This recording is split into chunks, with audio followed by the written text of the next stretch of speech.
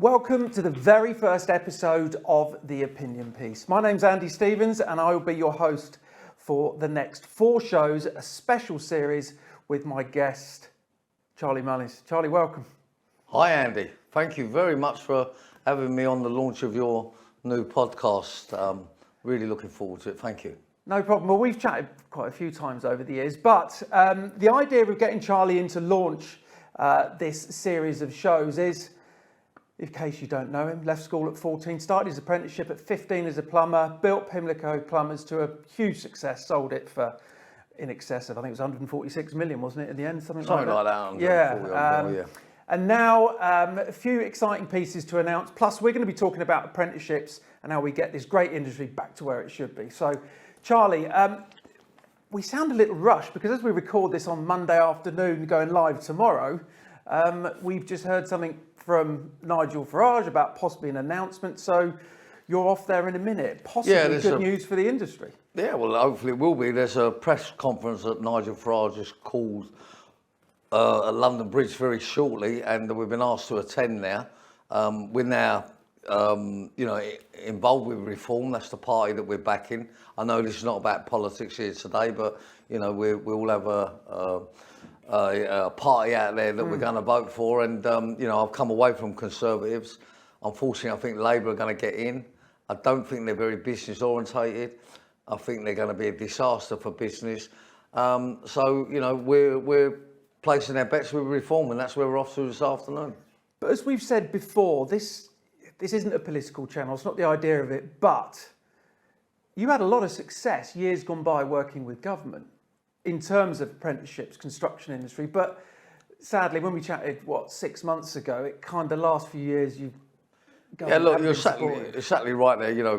Quite a few years ago when Osborne and Cameron was in number 10, they was very interested in apprenticeships, and they was actually getting people into them and getting them out there, and we was working quite closely with them, and it was working well because I don't think there's anyone better to understands apprenticeships than someone that's done an apprenticeship and and been successful with it. I wouldn't be here today if it wasn't for that. So we was making a lot of ground then. Unfortunately, as Prime Minister's changed, they've gone back to this must go to university nonsense. And Michael Gove, who's in with the Conservatives, He was a big blockage in stopping youngsters doing apprenticeships and just directing them towards university. I know he's standing down at the next election. I know that Conservatives are not going to get in at the next election. I don't believe Labour are very interested in apprenticeships or apprentices. So hopefully, the way forward could be a party that gets youngsters into work. And just to add this, I don't want to take too much time up, but it's a dead simple system. The government needs to introduce a government-funded apprenticeship scheme. When you leave school, you either go into an apprenticeship, you've got a job, or you go to university. And I think if that happened, it would resolve the skills shortage, it would resolve youth unemployment, it will cut down on crime on the streets, it will help with rehabilitation. The government would be, so much money they would save of all the problems going on. And Andy, yourself, that whenever a youngster gets in trouble, they always say, I've got nothing to do, I haven't got a job. And I'll be honest with you, Andy, you don't get many people going around stabbing people that have got a job. But to me, this is simple. Maybe to you and me, it's too simple. Different figures, we need about another 1 million by 2032 in the construction industry to keep up demand for housing, hospitals, schools. That's a lot of people. It's a lot of youngsters we can help get into a great industry, get an apprenticeship and give them a career and purpose. Are we missing something here, or government just possibly too far detached from... Well, I think you said it, they're too far detached, and because of people like Michael Gove that directs everyone to university, they've just missed it. But there is an opportunity of putting it right. I think last year was about 500,000 apprentices signed up. This year they say it's going to be about 375, and as you say, we need 1 million. I mean, look, we don't need bankers. We don't need people in finance. We need out there. We actually need builders. We need skilled workers.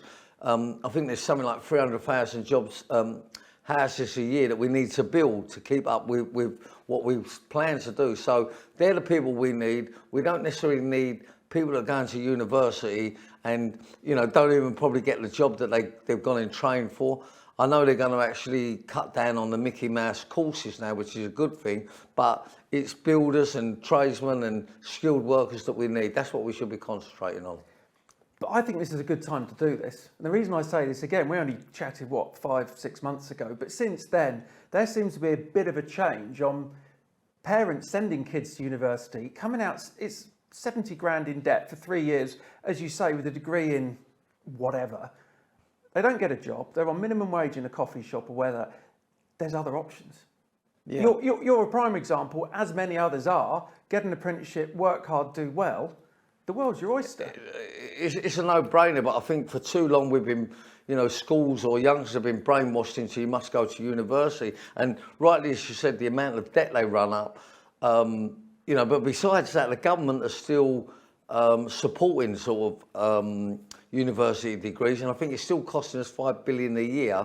You know, and then you got to remember that a lot of these loans are never paid back, so it's not a winner at all. And I think we just need to wake up and realise that, you know, it's in the past. We now need to concentrate on skilled workers. And I'm sure you know this, Andy, being in the industry.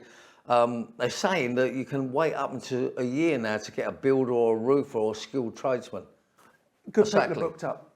Exactly. So we lost, well, I don't have to tell you this, obviously we lost some skilled workers with the whole Brexit thing.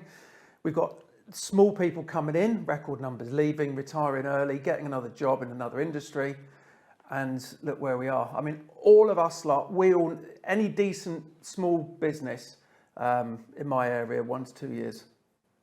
And you can't get them in no matter what you're willing to pay. So people are taking shortcuts, getting somebody in that's cheap that can start on a Monday. Yeah. And that's the stuff that gives us. Well, as you know, in the building trade, cheapest is the dearest. You know, we just got to get back to training youngsters. It resolves so many problems. You know, it really does. And you know, the biggest problem it's going to resolve is this massive skill shortage. I think years ago we had a massive shortage of skills. Now we have an emergency massive shortage of skills. And if we don't get them, then I think, well, certainly London's going to come to a standstill. That's for sure, because, you know, we need construction, we need youngsters to learn a lifetime skill, and we need people to be able to stay in employment. I think, as you say, it's London, the whole country's going to come to a standstill. You look at all the big companies and medium size going pop. We need more people to come in, fresh blood, youngsters, you know, that enthusiasm. We can't rely on the very few that are left to keep pulling us through.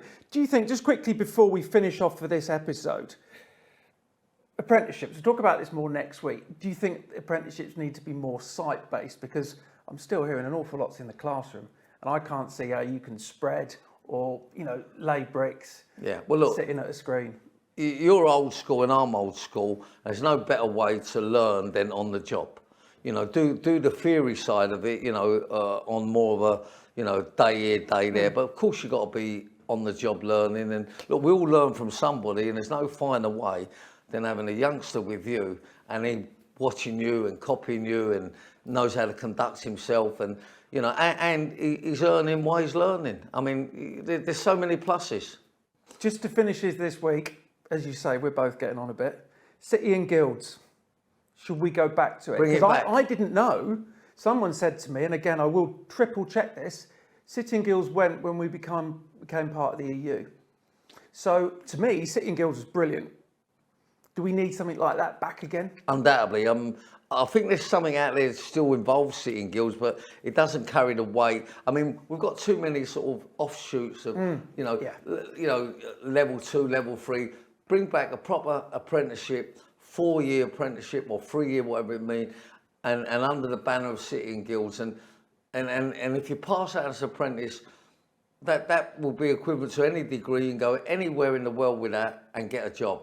And it was said to me, Andy, probably 50 odd years ago now, 55 years ago, that if I'd done an apprenticeship in the trade, I'd never be out of work and I'll earn loads of money.